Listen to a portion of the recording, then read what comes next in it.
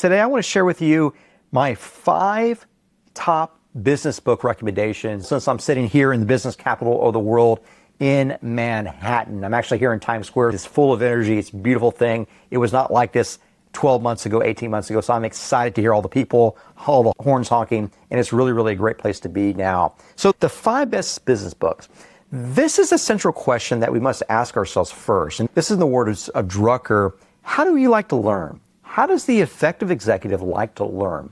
And how do you learn best? Most of us do not learn best through reading the written word. We learn best by maybe articulating back something we've learned, by maybe watching video, perhaps by having a conversational dialogue with someone about an idea. So we all learn in vastly different ways. And so this idea of how you like to read is really your prerogative on how you think you learn best. For myself, reading the written word, then talking about it, that's how I synthesize and ingest information and be able to attach it back to my grand narrative theme. That's how I best learn.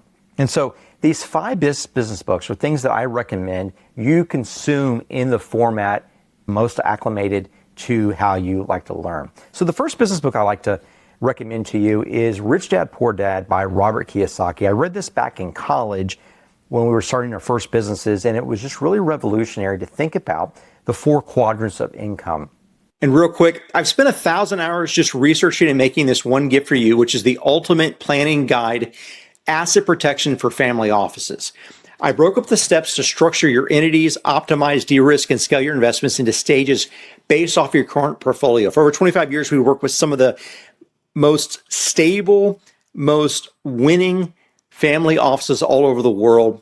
You can identify where you're at by just putting in your business information. You just go to lumacree.com/protect, and it will send you this custom report that tells you Lumacree's anonymity and isolation techniques that we've learned from family offices.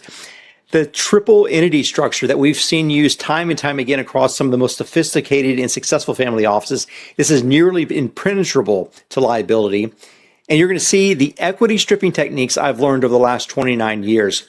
This is our gift to you, completely free. The only thing is that on the thank you page, you can book a call with our team, and we can help you figure out how to get past those constraints to take you to the next level.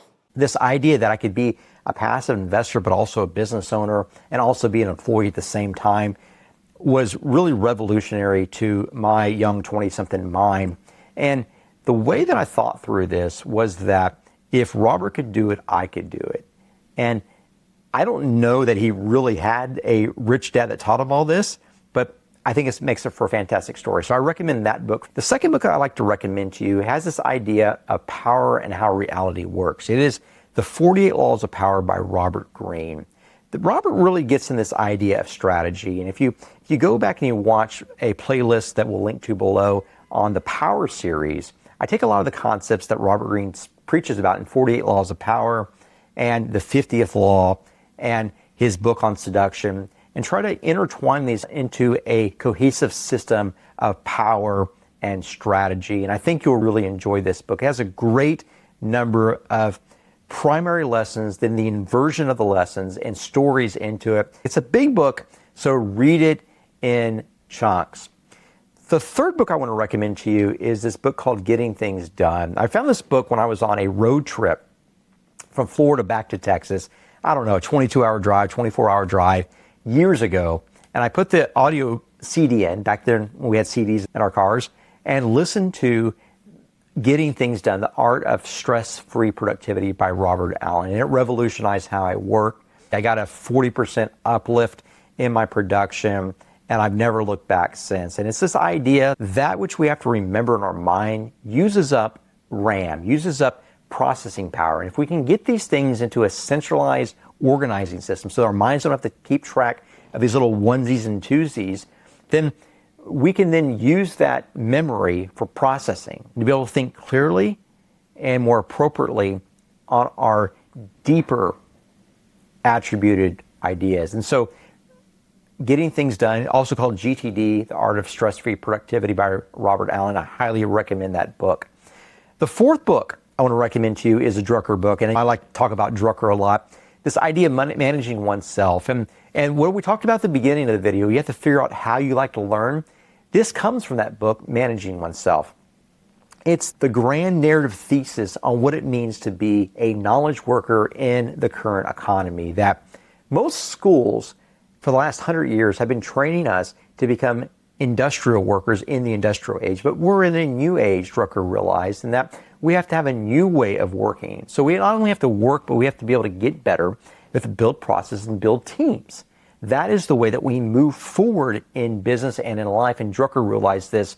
Managing Oneself is a great book that I recommend. Now, finally, my fifth book, and those of you who have watched our interview series know that this gentleman was my very first interview, very first podcast, I believe, 3 years ago, is the book Fortitude by my friend Dan Crenshaw, former Navy SEAL, current congressman, just crazy, brilliant guy. This idea of fortitude, of fighting through blindness, of fighting through the tragedies of our life, to be able to see that we can get grit, that which was not attainable otherwise, that you must go through the depths of death in order to see the highest mounts of life. And this is what Dan talks about in his personal narrative. It also has a little bit of a blend of philosophy and theology, and it's a really interesting book, and I highly recommend it.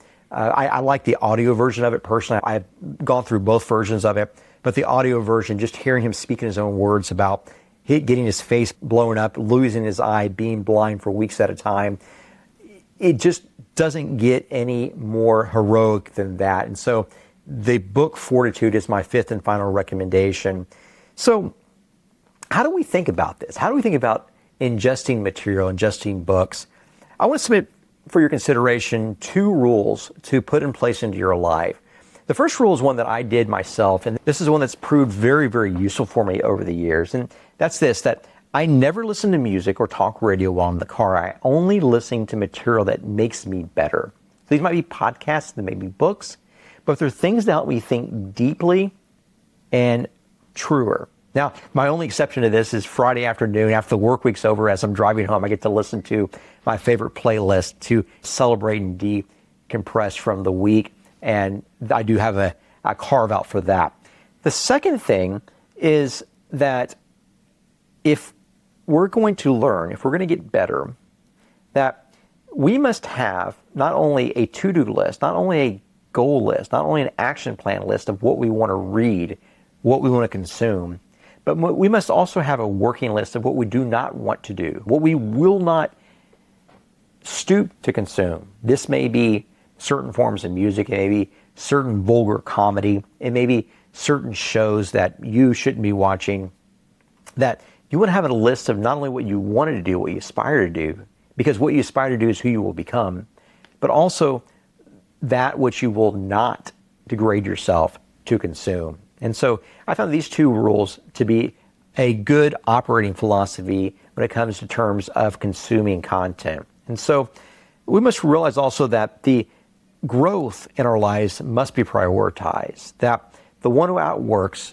is directionally focused, builds the best team, and then learns faster and deeper will outperform the better resourced teams and the better resourced executives. So thinking deep, working harder, working smarter, building the better teams, and going deeper is the way through to success, to prosperity, to the way of the richer, fuller, deeper life of purpose and a life of meaning. So hopefully these 5 book recommendations have been helpful for you. If I missed a book, please comment below on something that I left off, a business book or philosophy book or religion book that you like. Love to hear from you. I'll be back home after this, but it's great being back in Manhattan with all the energy down below. Hey guys, thanks for watching. If you have any questions, DM me over on LinkedIn. You can just search Rick Walker TX. You can just Rick Walker TX over on LinkedIn. Feel free to DM me there. And you can watch this video next to help move your family, move your legacy, move your wealth and your wisdom to the next level. Thanks, guys.